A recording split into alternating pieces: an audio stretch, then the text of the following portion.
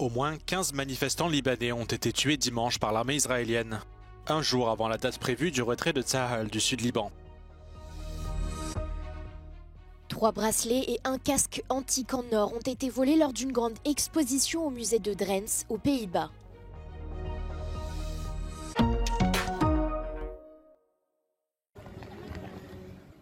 Au moins 15 personnes ont été tuées et plus de 80 blessés dimanche dans le sud du Liban par l'armée israélienne. Celle-ci a ouvert le feu sur des manifestants qui avaient franchi des barrages routiers, un jour avant l'expiration du délai de 2 mois prévu pour le retrait des forces israéliennes.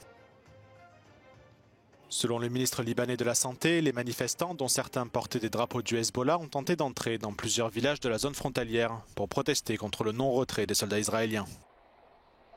Tsahal a mis en place samedi des barrages routiers à travers les villes frontalières et les routes d'une vallée stratégique du sud-Liban.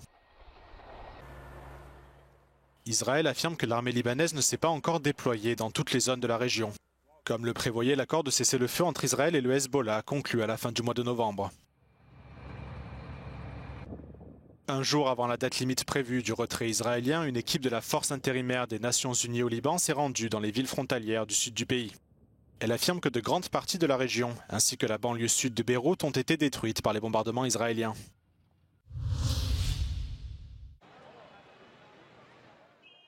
Les Palestiniens déplacés ne pourront pas retourner dans le nord de Gaza tant qu'une otage civile détenue par le Hamas, Arbel Yehoud, ne sera pas libérée, selon les autorités israéliennes.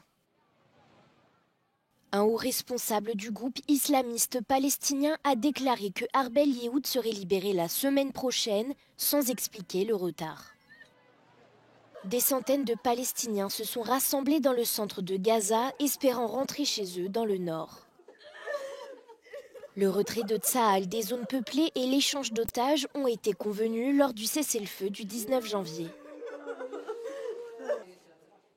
Samedi, le deuxième échange de ce type a eu lieu lorsque le Hamas a libéré 4 soldats israéliennes. Quelques heures plus tard, 200 Palestiniens ont été libérés des prisons israéliennes.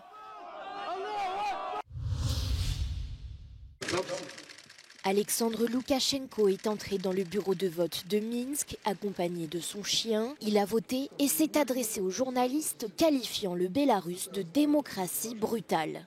Ce proche de Vladimir Poutine vise un 7e mandat présidentiel après 30 ans de règne. Plus de 5000 bureaux de vote ont ouvert au Bélarus dans une période de fièvre électorale quasi inexistante. À Minsk, la capitale, pas de panneaux d'affichage pour promouvoir les candidats et une campagne très peu animée.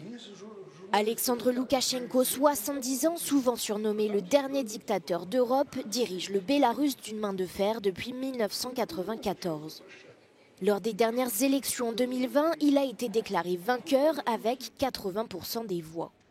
L'élection est une formalité, ses opposants la qualifient de farce. Alexandre Loukachenko devrait obtenir au moins 80% des suffrages. Face à lui, 4 candidats de petit calibre ont été autorisés à se présenter pour la forme.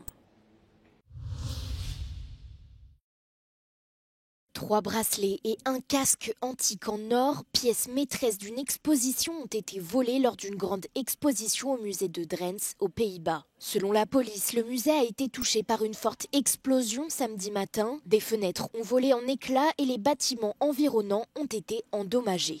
L'un des chefs-d'œuvre volés est le casque d'or de Coto Fenesti, prêté par le Musée national d'histoire de Roumanie. Bij de brandende auto was niemand aanwezig. We houden er rekening mee dat deze personenauto een link heeft met de explosie en de inbraak in het museum. Het is een mogelijk scenario dat de verdachte personen in de omgeving van de brand zijn overgestapt in een ander voertuig. We zijn intens geschokt door de gebeurtenissen van afgelopen nacht in ons Drents Museum. In zijn 170-jarig bestaan heeft zich nog nooit zo'n groot incident voorgedaan. Een aantal objecten uit de tentoonstelling Dacia, rijk van goud en zilver, is dus ontvreemd.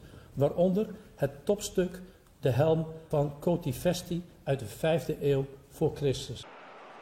L'exposition d'Acie, Empire d'or et d'argent présentait plus de 600 objets provenant d'au moins 15 musées de Roumanie. L'exposition a fermé ses portes dimanche. Une enquête est ouverte.